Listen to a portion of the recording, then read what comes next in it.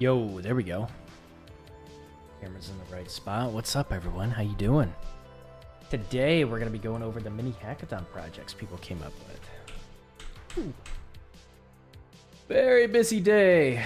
All right, so I'm losing my voice, too. Let's go ahead and load up a couple things, and then we will get rolling. Got the music going.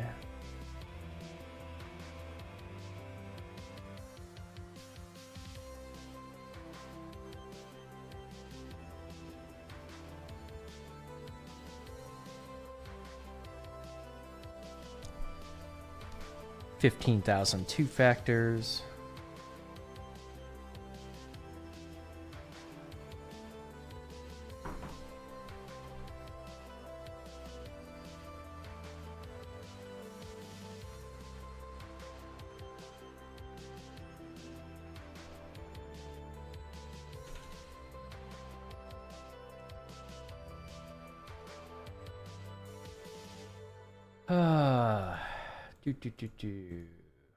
All right, more verifications that we are not a bot.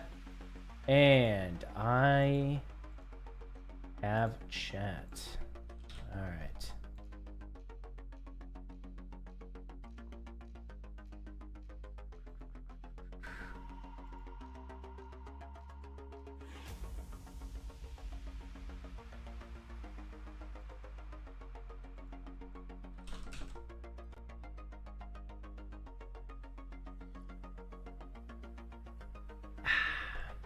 All right, let's open up Twitch chat.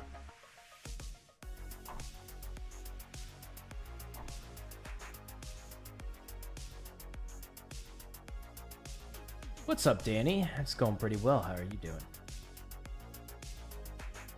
My pinned comment disappeared. Let me re-enter that.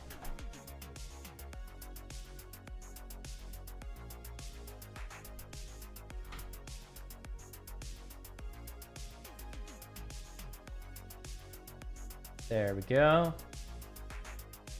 All right. Looks good. Let me post it in Discord. And we are good to go. Grab the link.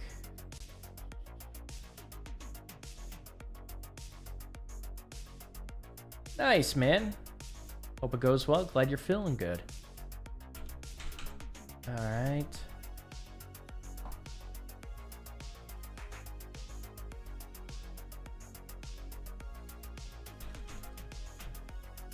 All right. Has ended. 4 people made it through. Let's review their projects.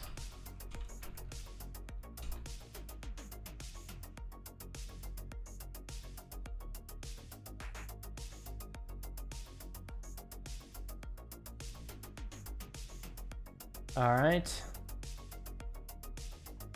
All right, cool. The hackathon project submission. Responses. Let's go to individual. We'll go to 16. All right. Think this is 1. Kelly. All right, I think we're good to go. Let me bring...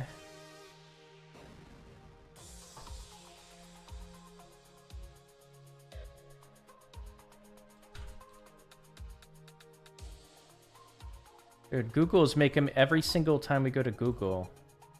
There's something about our IP. Gotta verify that I'm not a bot.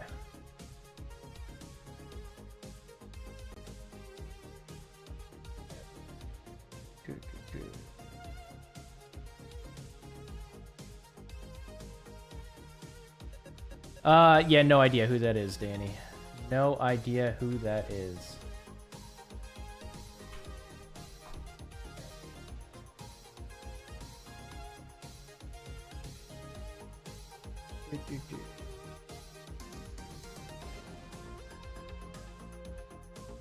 All right. I think we have the links.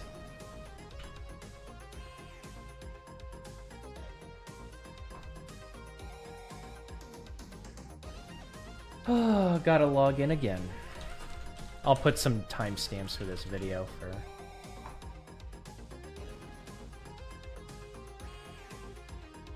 Or no, I think I'm good. No, I think I'm good.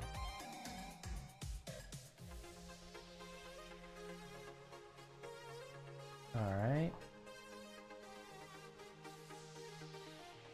There we go.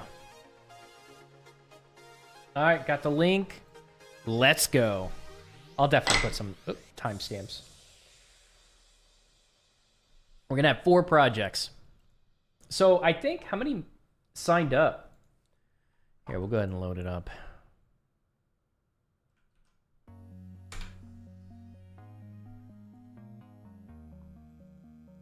We had, for this mini hackathon, we had 17 people that signed up, only 4 made it through. So the main thing is you had to keep up with updates. You had to work on your project at least 3 times a week and keep up with updates and share your updates with other people that were doing the hackathon. Only 4 people made it through. It's hard. It was 4 weeks we did this. It's really tough to stay consistent with a project, and it goes to show how many people are just really inconsistent with project work. Like, I see this every single mini hackathon, and people just give up on their project. Or maybe they'll go a little bit longer if they fail the challenge to keep up with the updates, but they just, it's tough. Life comes and introduces just blocker after blocker, and everyone receives them, but you know, only some people get through them. It is tough. So I gotta give credit to people that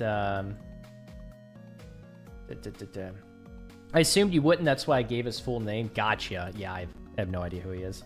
I'm not looking him up right now. What's up, Sragas? How you doing? You haven't the slightest clue. We are doing some project reviews today.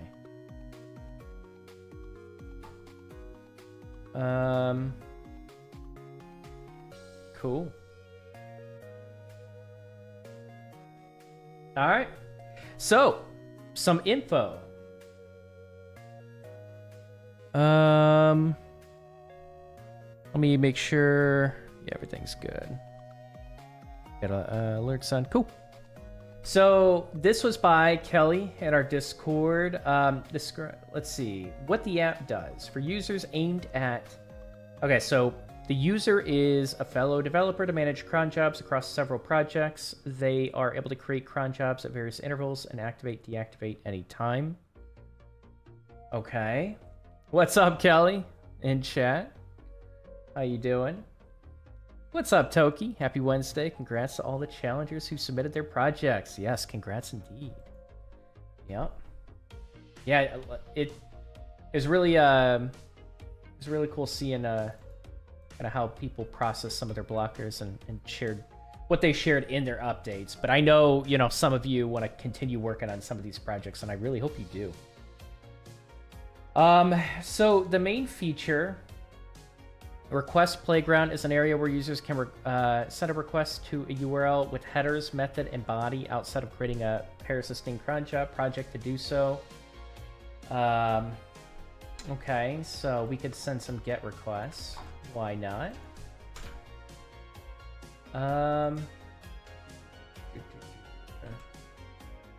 So the project section is for every product that a developer makes. Within that project, you can use CRUD operations to the cron jobs inside, along with a similar testing feature, so users are able to see a result before the interval run takes place.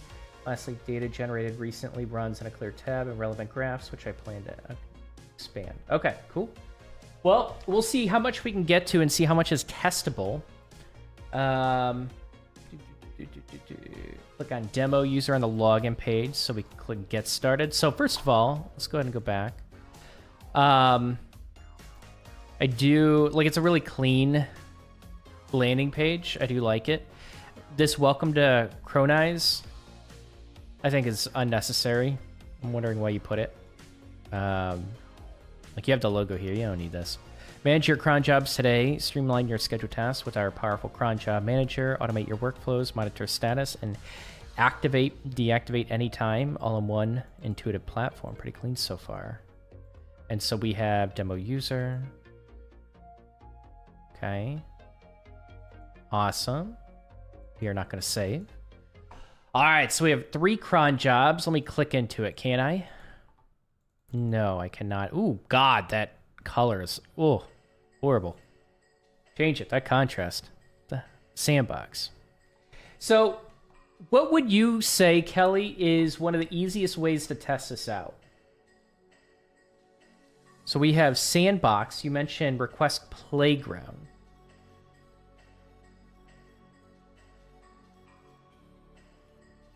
Okay. Users can send a request to a URL with headers, method, and body outside of creating. So what do I need to specifically do to test this out? Sandbox? All right. Because I don't think I have any local apps to test this out just yet, but all right. Request testing playground. URL. I didn't test it in dark mode. Gotcha. We can go light mode. Is there a light mode? Can we change it? We cannot change it. Okay.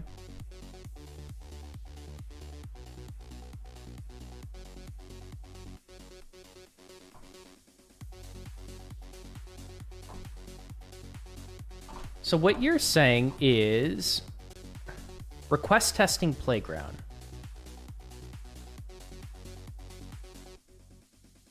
Add. So these are to add the headers. I wonder if we add it and we send a request, what happens? Here is the response. Can we make this light mode? Have you got the what extension on? An extension on? No. No, we have no extension that activates like a light mode or dark mode. I mean, so on, I don't know if you've hooked anything up in your app to lean on what, you know, if people have turned on dark mode or light mode. I think that's a thing in Mac, but that's all we have. I mean, I can try to highlight some stuff, but yeah, this is really hard to see and test out. So we got a 500 error during request. We got a response, nothing filled in. Let me just remove this. I bet you that's causing it. There we go. So it looks like just a check to make sure these are actually filled in would be helpful. These were not filled in. I just clicked add because when I click add, like I didn't really see the send request right away, right? And if I'm just playing around with it, obviously this isn't going to be the right functionality to add a request header, but we have kind of I don't know, this text is really, I don't know if it's too small, but this text with a big button, I don't think I immediately expect for anything to error out by me clicking this button. Like, this button is really prominent. I wonder if I would increase the font size with these. I don't know if I would. But let's go ahead and remove it. So anyways, we have a URL. We click send request. We'll just highlight this. So we get a 200 and we get our response. Nice. It'd be really cool to see this prettied up a bit. Formatted so you can see this JSON broken down. Okay, so essentially we have a cron job. Okay, so you have some examples here. But essentially we can add or make a request to different things based off of what we schedule. So if we add a project, let's go ahead and do test description, create project. So we have test, gotcha. So create cron job. So we have our URL, we can make our type of request, but if we do like a post, it'd be nice to have, I wonder if we can edit this, but it looks like we don't have any options to include like a body or anything like that. Runtime. That's hard to see. That's all right, we'll click through it. You know, this is, only tested it on Windows, to be frank. I use a template with dark light mode, and browser probably use the classes automatically for you. It's good to know, right? That's something that's really useful to know. I'm really curious when you dig into it, Kelly, to see like what could have activated dark mode. I'm really curious if there was anything native from my side, because I don't think it was an extension. But anything native, I wonder if like you have other Mac friends that could test this. Or if people are watching this afterwards, if they can give this a test and see if there's anything like inherently brought in from their settings with Mac. I'm not really sure, but I'm really interested. So it looks like this is a really cool tool. It's a really useful tool. You have services that, you know, you have a lot of serverless services potentially that you can set up cron jobs, and you can set up services hosted elsewhere, microservices and different stuff like that, where you just kind of hook this up to then just, you know, set up intervals where this kind of stuff is executed in a serverless environment. I'm assuming you made this app for like serverless type apps, right? Because anything with kind of like a custom backend isn't really going to need this. I wouldn't think so. But if you have external services that need to be triggered, like this is a really useful tool. I don't even know what the probably what the most common one is recommended for Next.js, but this kind of just seems like a tool for a lot of people that are in that serverless type environment. And it's looking pretty nice. You know, you're gonna go through and fix up some of the CSS and contrast with this kind of stuff. But yeah, a couple things, like I think I should be able to provide, like I'm not really sure how I set up a post request. Maybe I could do this. Let's create. Cron job created successfully. So I do have a cron job for this project. So now we can access the body. So being able to provide that from the very beginning would be awesome, rather than going into it and updating it from here. Or like a redirect. When you do create it, maybe it redirects to the actual cron job. Or maybe you don't want it to. Maybe you had, like when it goes to this cron job, you can test, you could save it. I wonder what save, okay. So maybe having this disabled if I haven't changed anything. What is statistics? Request type breakdown. So if I set up a cron job, I'm just going to delete this. Test some features. Okay. We're going to go ahead and... So we have our project. We're going to create the cron job. We are going to... It's going to be used to host my other serverless projects. Gotcha. That's awesome that you're going to be using this tool. I love that. What made you come up with the name Cronize? Sounds like a cool name, but I'm always curious like what relevance it has or what inspired you to come up with that name.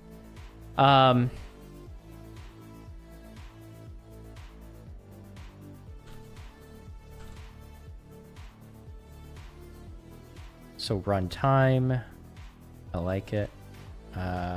Create. And so when you do a test, what exactly does that do? This will send a test request to your cron jobs URL. I would almost get rid of the word test here and say like this will send a request, because a test, when I think of a test request, like I might only want to I might not want to trigger the script, right? I might not want to do the request and change something. And, you know, like, I should be cautious. Like, if I run test, I would assume it's going to test it on the actual URL and that we set up, and it's going to make the post or get request or whatever kind of request we're trying to do. But when I see test, I feel like that almost is like a mock that tells me like this is going to be a mock request and it's not going to go through. So I think what I would do is rename this to send one-time request. Or you could choose words that are shorter than that. But when I see test, that makes me think of a mock request, and I think that's going to be confusing. So we have a history, we have details, we have a test request. This will send a request. Do I have a way to send it? I don't think I do, because if I go to history, it's not here. Details. I'm wondering if you meant to have a button down here, or you're gonna add it later. That's gonna save or send, and then I will be able to see it in the history. Let me go ahead and refresh here. Okay, no, it does not work. Okay. Save. Okay. All right, the tool itself, I think, is awesome. I think this is really, really useful. You can manage a lot of your different serverless projects in here. You have to wait for the interval time for it to be ran on the server for history section. Testing doesn't count with that part. Okay. It probably should.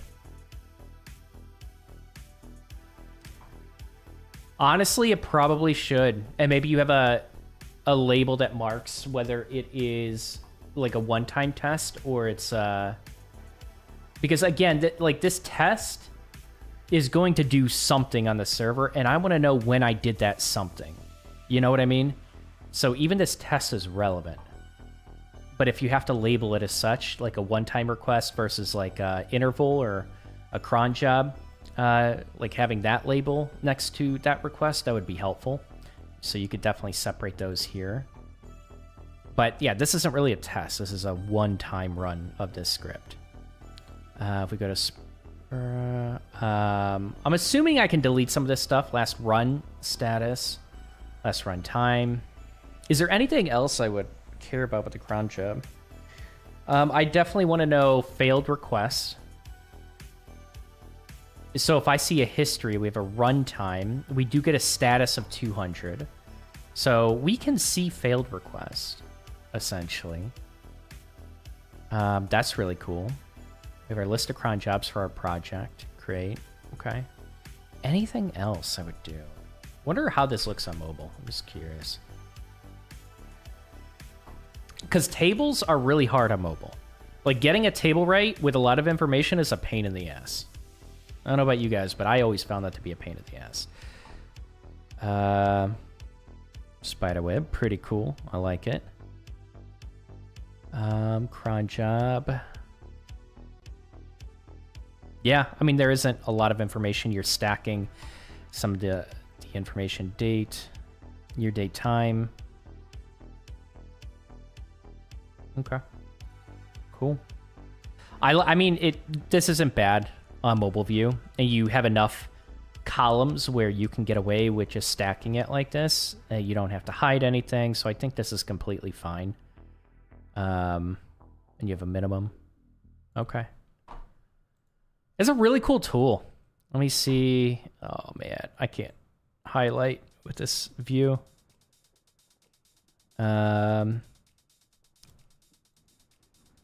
Pretty fluid. Enter project name. Okay. All right. I think I get the gist of it. I wonder, you know what I would do? What do you think about this, Kelly? I love the view of this. Like, this is a beautiful view that I think a lot of developers would appreciate. Having this view here I think would be better. I think you just blinded me with this view. And I think this is personal preference because I want to see what you actually do with this view. But this, just to put it very simply, makes me look like a hacker. Makes me feel like a hacker. It makes me just love seeing, like, having some colored, I don't know. Like, I could get this with dashboards and logs, but I remember back in the day being able to color kind of my prompt and, like, type in netstash or netstat, I think the command was, and just look at all my network connections, and I used to do stuff with that. It just, like, it had this old school, I can't describe it, it had this old school network feel to all the requests that were made that it was just beautiful. That's all right. We're pretty much towards the end of it, Kelly. But I don't know. I don't know what you think about this. I would put this in the other history. This looks good. So what do you guys think of it? I think this is a really cool tool. I think it's a really cool tool. It's going to be a useful tool. This is a practical tool. You're going to use it for your projects. And being able to share it, you know, feel free to share it with our community. Kelly, you've been in the community for a while. You're welcome to share this tool. But yeah, I think this could be really useful. Now, I wonder if you've done any research into any of the tools that have been recommended in terms of, like, with the Next.js community and what this tool can provide that's a little bit unique to that. That would be interesting to see if you've done research and came up with a feature or two that does make this tool unique. I'm just thinking about in terms of, like, getting an actual user base with it. That would be nice. Demo username. I'm going to go ahead and go to our profile. I like that loading. Cron job header test, recent runs. And obviously these recent runs, you should include the test runs for this. Again, don't title it test because I think that's inaccurate. Cool. Cron jobs. I like it. Yeah, I think it's a practical tool, and I want to see what you do with it. And I think this can look really good, too.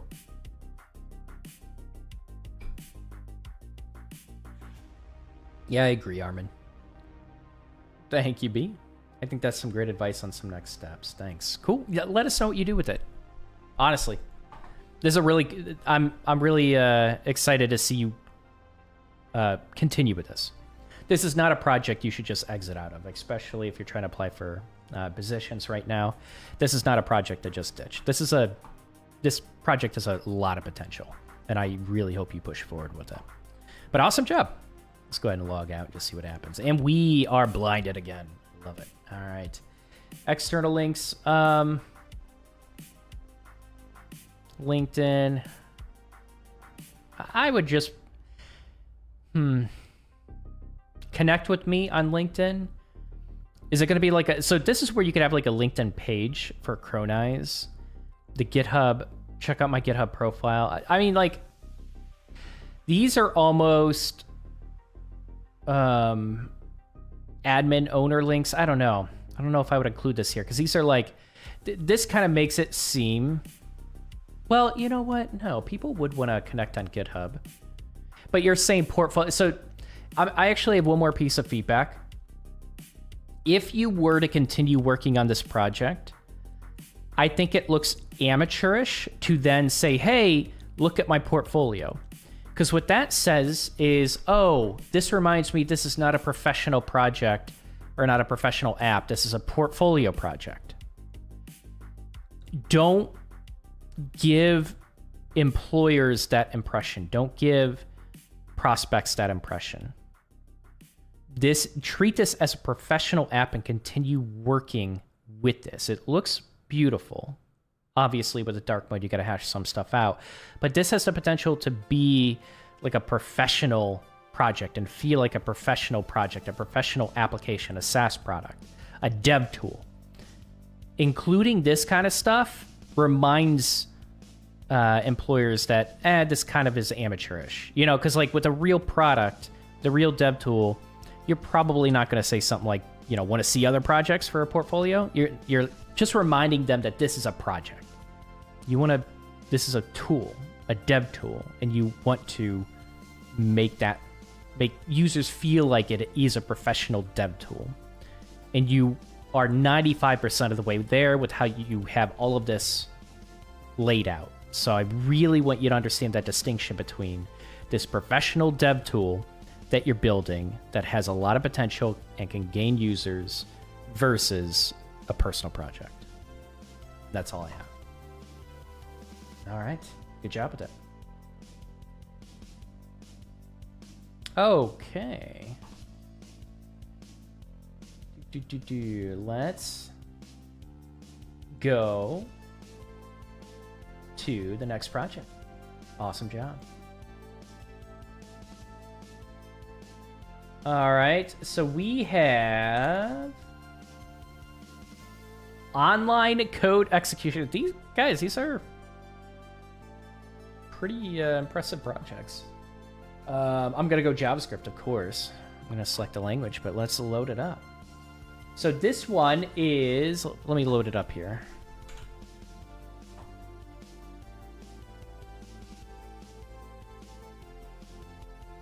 No password needed. Online code compiler, temporary. Oh, that's just a name. The web is an online code IDE for 5 different languages with the goal of letting people try different coding languages with snippets of code for any beginner and coding community to play around with. Oh, okay. Should I make, okay, so the main features of the web app are its online coding IDE framework for C, C++, Java, JavaScript, and Python with a snippet library for all 5 languages for user tests around with. And if the user does not want to pick a code from a snippet library, the user can also create the code himself to play around and see if it runs. Okay. Awesome. All right. So I have some ideas of what this can turn into, but I want to see what it does. Like, first of all, I'm wondering if you sent this off. So I found out a lot of compilers like this, excuse me, or what would you call it? Like a code execution context. I don't know. I'm probably butchering the words, but a lot of environments that'll run code in the browser, I found a lot of them will actually make API requests to third parties to process that code and cleanly spit out any errors or collect any errors or anything that pops up, any output that pops up. I got to look into it to see how people are writing these, but I'm wondering if, because I've heard of a few different ways to do this, and that was one of them.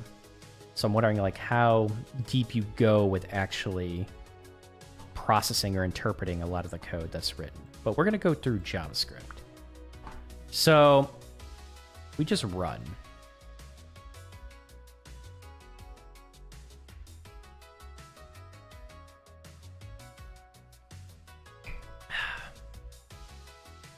Okay. So I think maybe we break it. Let's go. Does the JavaScript one work?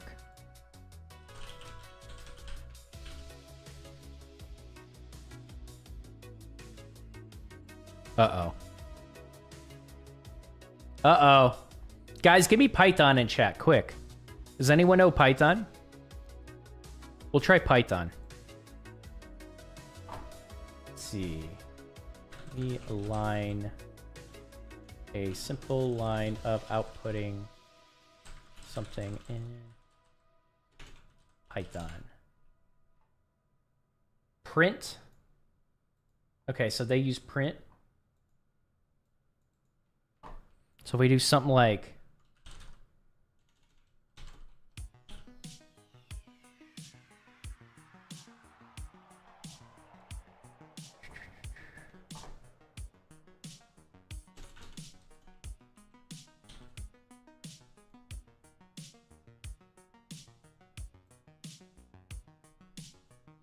oh.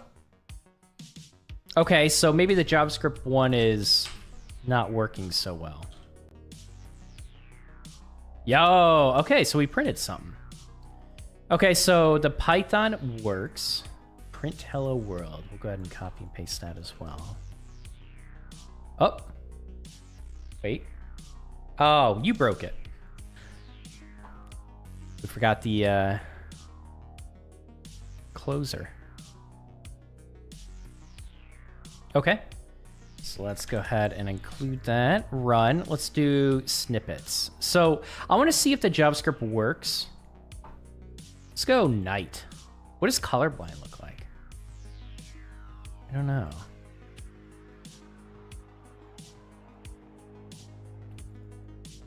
I would argue colorblind looks better. You could bring the green in for the day, but I don't know if I like the red with the language. Why are you yelling at me? Code. You're good. You're good. Sragas. Let's go code snippets.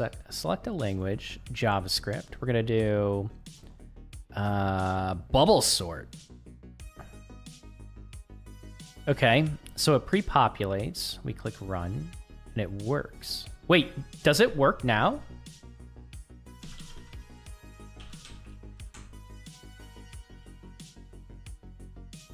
Wait, now it's working. So we have compiler.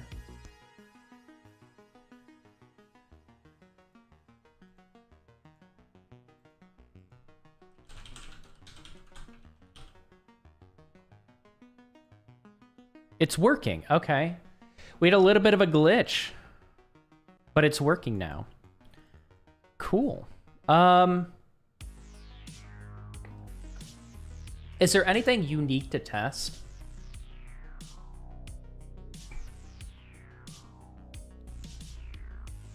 Because you're probably sending this to kind of a third-party API to analyze this. Not really. Let's just create a couple of errors. A couple of really simple errors.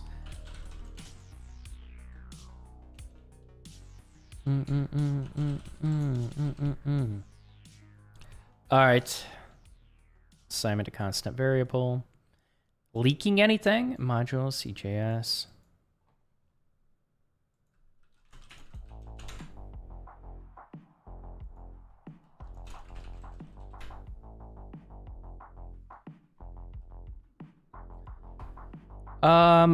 Doesn't look like it. Okay, so we could play around with JavaScript.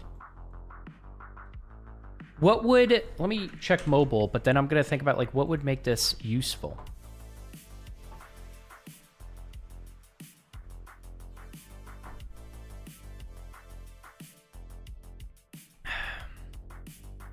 In terms of like, I mean, it could be useful to you. Looks like it is not mobile friendly. That is something to work on. Yeah, I don't think you really spent any time on the mobile design whatsoever. So we have a box within a box. That is something to make it look a little bit more professional, but this code compiler, yeah, there are different things you could do. Be able to save snippets would be helpful. Just something to drop in like a Twitch chat or like, you know what's really helpful? And I'm just taking a completely different direction if you want to, but it's really to provide like a really clean tool. I mean, there are some tools that do this, but you could figure out how to make this kind of your own and unique and adopted. But there are a lot of people that go into Twitch streams and they will try to help out, right? And trying to type code in chat is a pain in the butt. But, you know, writing a lot of code that's executed and then showing the output, being able to save that snippet really quickly, maybe without a login, which would be helpful. Maybe you can just store all of the snippets, and then if they want to sign up and save all of their snippets, they can, and it's like saved in local storage or something, right? Or, you know, you kind of just save the session and then decide to actually create a user, but you use that session info from the back end, and they just have a cookie on the front end, and they can create an account, which will then take everything within that session and save it to that account. I mean, there are different ways that you can kind of collect little snippets locally, but to make this like a really convenient snippet creator and to be able to share it very quickly in Discord and Twitch chats and stuff like that, and be able to show that output easily, and this works, all the time, this would be a really convenient tool to use. And you could even in the link in the URL put like compiler/JavaScript or something like that, and it'll preload the selection. But this could be a really quick snippet saver. Drop it in chat. It looks really clean, so you have to work on the UX a bit. But that is that would make this a really practical tool to use, and you can take that data of all the snippets that have been created and put that on your resume. You can put essentially all of the use or the times this has been used in a real setting on that resume. That's quantitative data that will make this project look more professional, or it'll feel more professional. Now, obviously, like continuing to hone in on the UX and the design will help as well. But I'm just trying to think about and I want you to think about practical use cases for this compiler, right? What does REPL lack? And here's the thing: you want to think about like all these other compilers. I think what can make this unique is making it simpler than everything else. I think a tool like this, the immediate use case is to make it as beautiful, minimalist, and simple to use as possible, and simple to share as possible, where all these other compilers do a lot more and they're heavier. And they might have like a really, like in order to share, you might have to save it and then create an account. And there are blockers there where users will drop off and not want to go through that entire process. Maybe this is a really simple one where you don't even have to create an account. So these are things to think about. You can take it any direction you want. You could take it into like a learning thing. Like, hey, you want to get some exposure because the way you worded it in your project submission, you made it sound like, hey, you can play around with different languages and just try it out real quick. And you could even try it out with different snippets. Maybe if the goal is to give people a quick access to Python, JavaScript, and C++, you can have like little code boxes that show, hey, here it is in Python, here it is in JavaScript, here it is in C++. You can see the differences of the languages. If your goal is to allow quick access and trial to different languages, this is how you do this in this other language. And like, if you really want to get advanced with it, you allow them to do something custom in JavaScript and then come up with a syntax to do it in C++. I don't know how in-depth that's going to be for you, but that's a different direction to go. If your goal is just to give a comparison of different languages. So there are different directions you can go with it, but yeah. I mean, it's a tool that can turn into a really professional tool that people would use, and I'd love to see where you go with it. So good job with that. And this, just to highlight, this was done by Zhang in our Discord. I probably butchered your name, but you have been around for a while, so I appreciate you. But yeah, good job with this. All right, we are on to our next tool. IRC Web Chat. Ooh, let's do it. By Iggy Sama.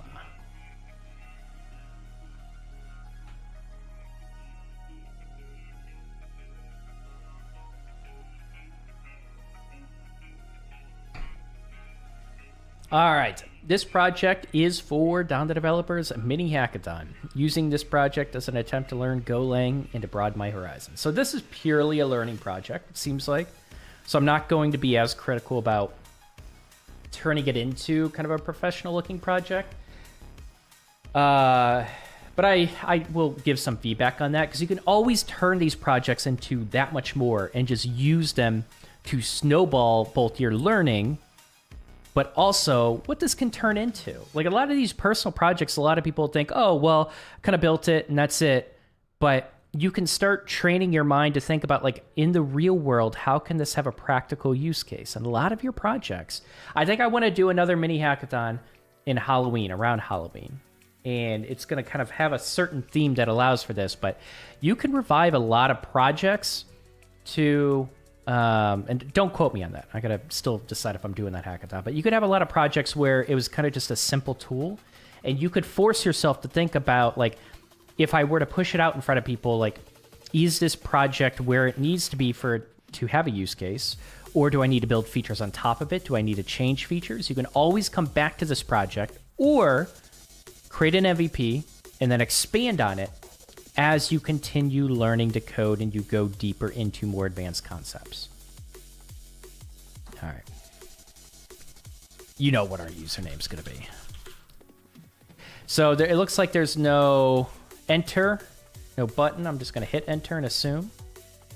All right. Channels. We'll go global 1. Enter password. All right. So let me read before I dive too deep into it. Let me just read what Iggy mentioned. Okay. So attempt to make web IRC and Go. Can connect and send messages in different channels. Features not working. Ran into lots of bugs and ran out of time. Basically can only connect to chat and lets you crosstalk. Okay. Let's see crosstalk. What does crosstalk mean? Enter password. Chat options. Okay. Escalate. What does that do? Okay. Shadow ban. So I basically a mod user right now. I got to enter the password. What is the password? Oh no. What is the password? Oh wait.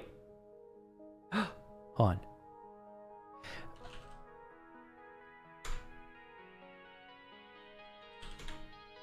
Wait. I swear Iggy put that for the password. Hold on. So we have global 1. Enter. Where do I enter it? Yo, okay. So it looks like it fails out if you enter the wrong password too many times. You know what I would even do? Like, just have a pop-up, a modal that pops up, like, what is the password to enter? I don't really spend a lot of time in IRC chat, but here's the thing. I have an idea for this app, and you are welcome to scrap it, but I'm just going to see if I can play around with it at all. The chat does not work. Okay. Active users list. Okay, you have some mod options. A lot of this just doesn't work. You mentioned that. It's a mini hackathon after all, so I understand that it, you know, time is your enemy here. But here's the thing. I have wanted to make a revival of old school message boards. And I've literally thought about making a message board for my main website and ditching Discord. I don't think I'm going to do it, but I might do it in the future. And I want to bring back an old school message board. And I literally don't even want, like, I kind of just want this old retro theme for my website. I like that. I listen to synthwave all day. Obviously, I like that kind of look. I like the old school box model.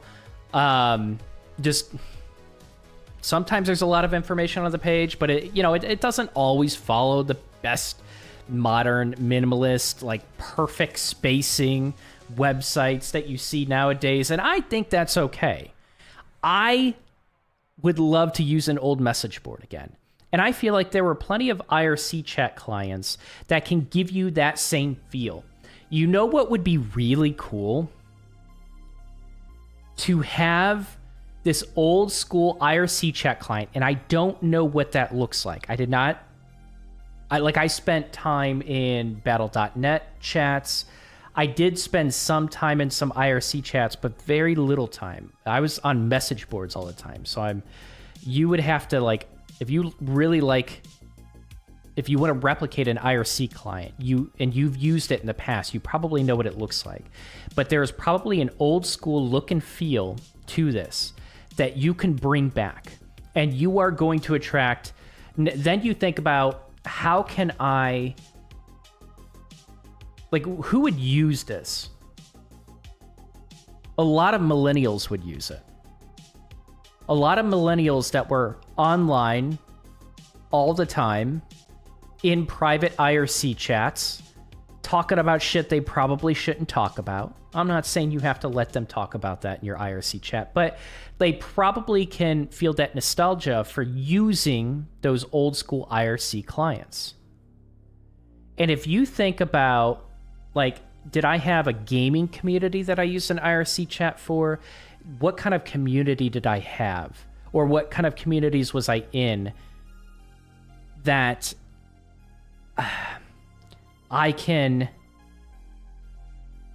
replicate, even if you don't gain a user base behind it. If you can create that look and feel and then share it on Reddit and get people talking about it, and maybe there are specific topics for this IRC chat. Maybe it should be like a very specific, the IRC chat shouldn't just be this generic chat client. It's like, this is an IRC chat for this like 15 to 20 year old thing, this topic, this game, this community that I am reviving. And if you can make it look and feel like that, you can start getting users. You could share this on Reddit. You can get this spread on different forums, like old school forums, to use this. Now, all of a sudden, you have an app that people are using. Now, all of a sudden, like, this is a resume builder, right?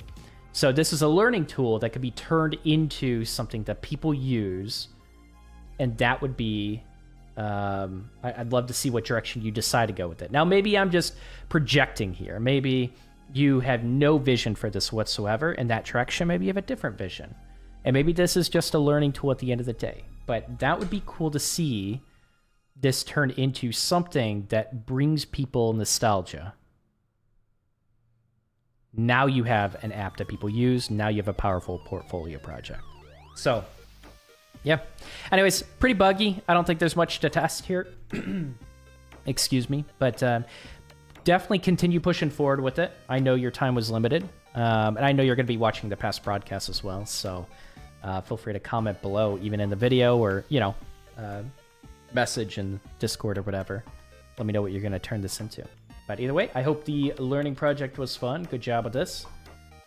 Fix the bugs, then much better job, and we'll check it out. Maybe you're welcome to share it if you get everything patched up in the Discord. All right, so we have our fourth and final project.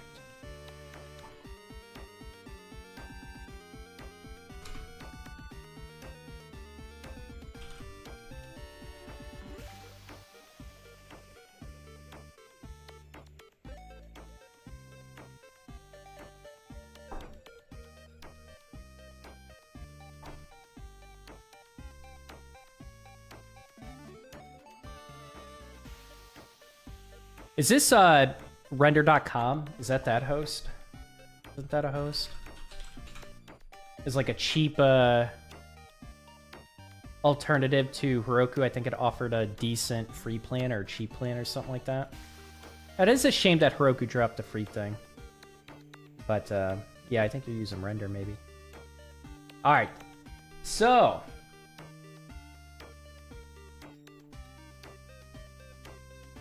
this is from Tijet, Tijetsh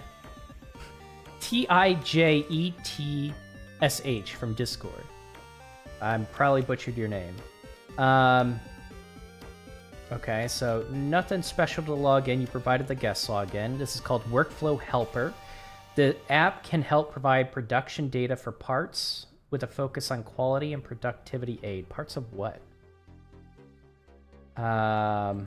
Production data for parts. Is it? Okay. So for manufacturing, and then it provides specific data on parts with that manufacturing. It should provide data lines page on how to keep CNC machines running through the shift, as well as tooling adjustments when the machine Geno is selected from a troubleshooting page. A calculation aid comes to play, and it should help to minimize rejection that leads to metal scrap that the company pays for to get disposed. You can try out the sign-up process simulation, as well as the troubleshooting process for form transitions. I learned a lot of holes in my learning. Awesome. And I also learned so much progress. I want to do so much more for this project. I was able to use as much knowledge and resourcefulness as I can with this project. Hope you guys like it. All right, let's take a look. So the workflow helper is meant to help our associates need less dependence from depend less on our team leads. In general, team leads are in charge of low-level maintenance within their designated. Is that how you spell designated? I think so. Where's this throwing me off? Is it really GN? It is. As the shift goes, they're being prompted to take care of minor troubleshooting and maintenance tasks to keep their lines running all shift according to my observations and feedback from the team leads. 70% of these issues can be fixed by anyone on the floor, but what we lack is a tool that can allow us machinists to perform these fixes by following step-by-step guide on each. Is this your job? Is this your daytime job? I'm going to peek into the initial project submission. Because that'd be interesting if you're building this and trying to introduce it to your company. Where are you?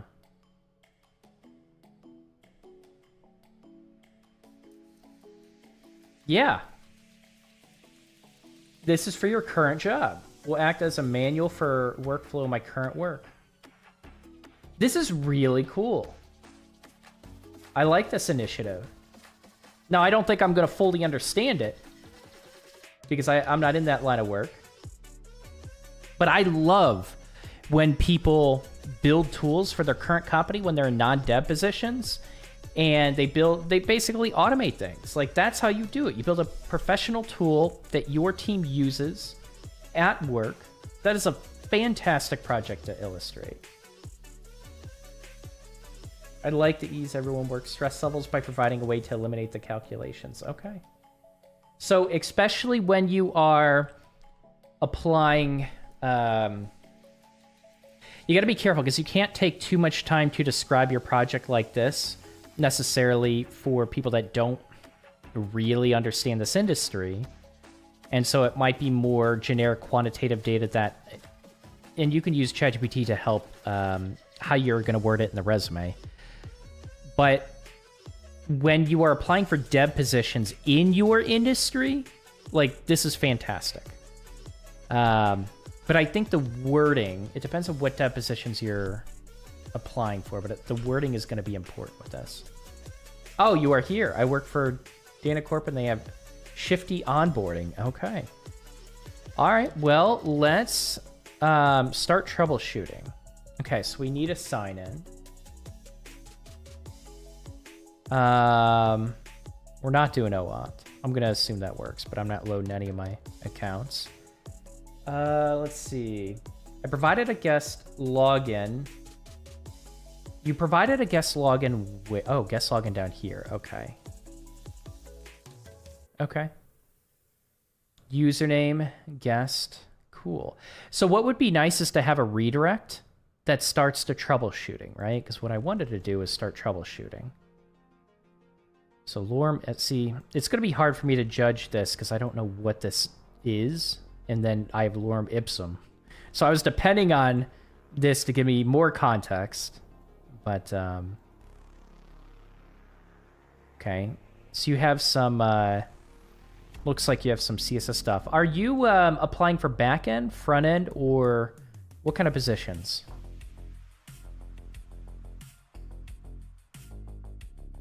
So what does this do? This does nothing. Guest 2. We have lines.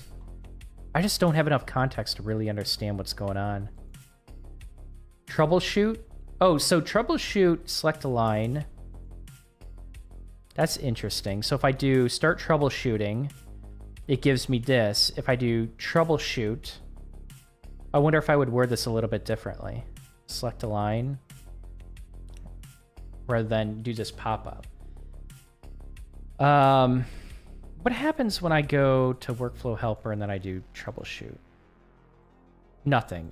Oh, I gotta click it a couple times, I think.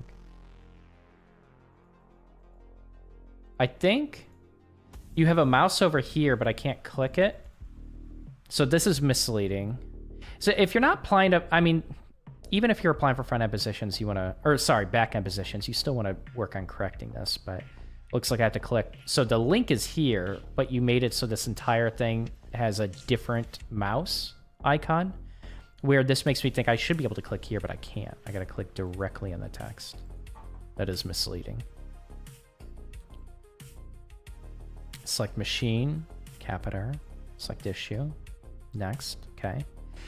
I would, why are you having it, why does that feel weird? If you're gonna have a wizard like this, don't have the text go to the right. Like this makes me think or feel like I'm going backwards, and I think that's not that intuitive. I would have this text animating where it gets, so I go previous. So you have all the animations coming in from the left, which is confusing. I think if I click previous, this should happen, right? But if I click next, it should come in from the right. So we're going left to right. That's a very common flow, especially like with a wizard, you're animating things, you're taking them out, bringing them in. You're looking to apply for front-end jobs. Okay, so the UX of this is really important. The CSS, like if we go to start troubleshooting, you can see there's spacing on the bottom. So there's a lot of CSS work that can be done here. So good. I'm glad you said that, but you'll spend some time with that. All right. What's up, Lewis?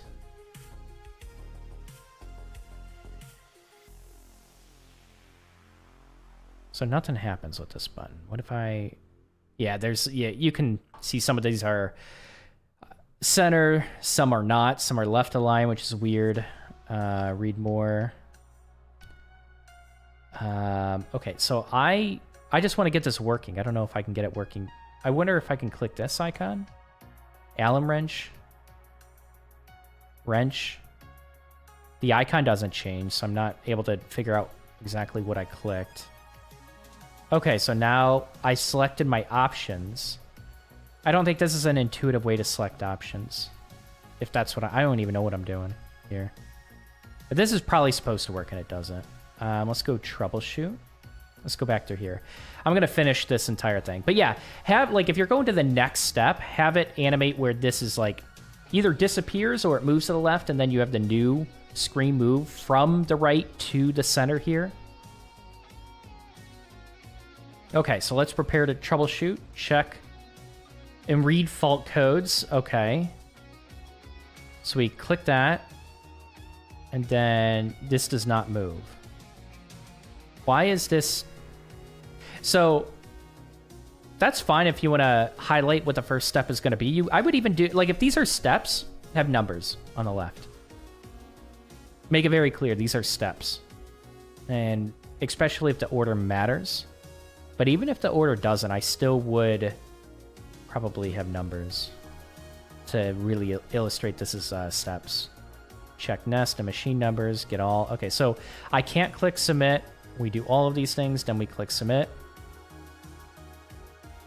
I can tell you really like animations. If issues continue to persist, please contact your manager immediately. Okay. And you could really have fun with the animations. But don't overdo it. I think having too many animations on a page is frustrating. So, this feature doesn't work. I would be careful about the animations. Like, put animations where they need to exist. I think, this is just a bit much. You can have a regular button that just changes. It doesn't need to move and have a drop shadow. That makes it feel very non-modern. What it can do is change colors with maintaining proper contrast when you hover over it and then when you click it. But I think leaning less on animations for simple actions like clicking a button, because this is moving too much. This is unnecessary. And having animations throughout the entire process, you just want to use them selectively. This is where I see a lot of people that love animations. They overdo it. Like, build a minimalist layout, get it working, get proper UX, contrast, just make sure everything is readable, spaced out, and spacing is okay in this website, but spaced out properly, and then just don't overdo it. Keep colors simple and keep the animation simple, and then add it in later. We're gonna go ahead and sign out. I'm just gonna check out real quick. We'll sign in again. So when I sign in, we're probably going to get to the troubleshooting. We probably don't want to go straight to the profile. So redirect here.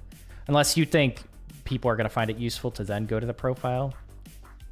I just want to open up troubleshoot. We're going to check out mobile.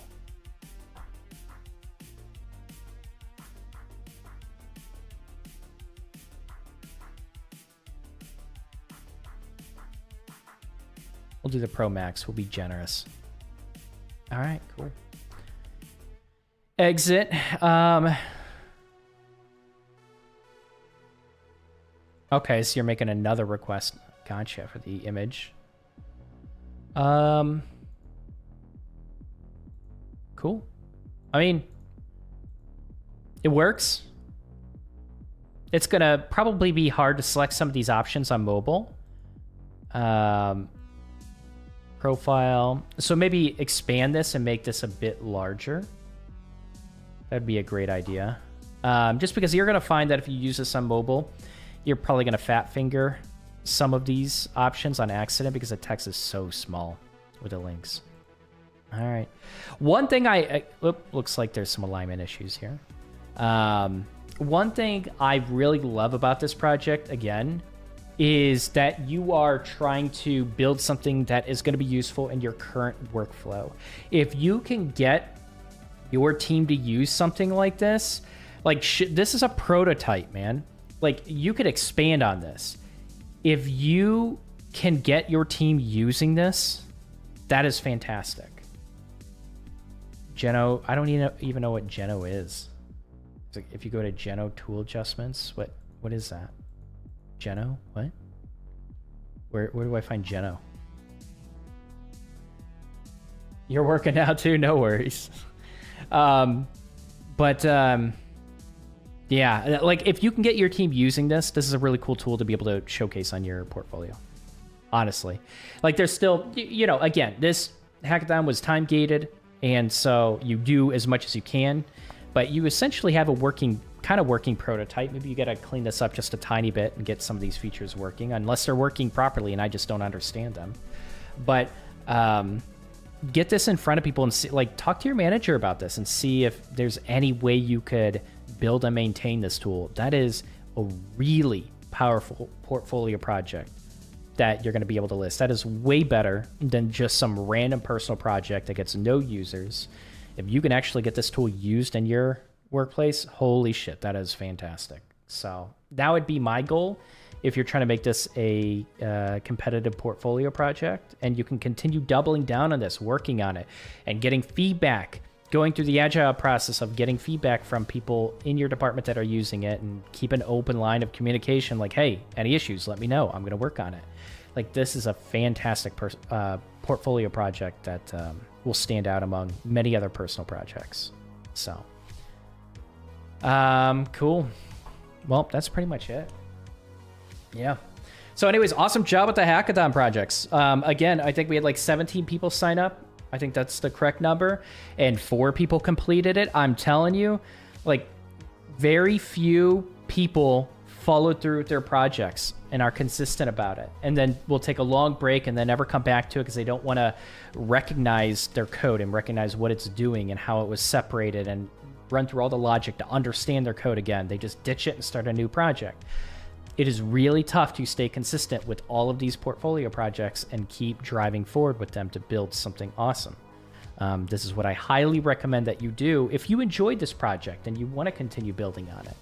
This is how these projects turn into very impressive portfolio projects that look and feel professional, because again, when you get it out in front of users and you get people using it and you get feedback, it gets better and better as you continue to iterate on it. That's what a capstone project is, Anyways, awesome job with this. Congrats. We had 4 people that passed the challenge. I'll go ahead and give you your roles in Discord. But yeah, I hope this feedback was helpful. And, you know, feel free if you think I missed anything, you just want to leave context, leave it in the comments below. But I'll think about doing or hosting another mini hackathon probably around Halloween because I got a theme in mind for that. And yeah, we'll just go from there. Awesome job with it. Halloween is soon too, isn't it? Damn. It's already August. Damn. All right. I will see you guys later. Yeah, that's it. Good job. Take care, everyone. And you know what? Before I forget, everyone that does support me through Patreon, Twitch, Discord, Nitro, or YouTube, thank you so much. I do appreciate the support. And yeah, I'll see you guys next time. Take care.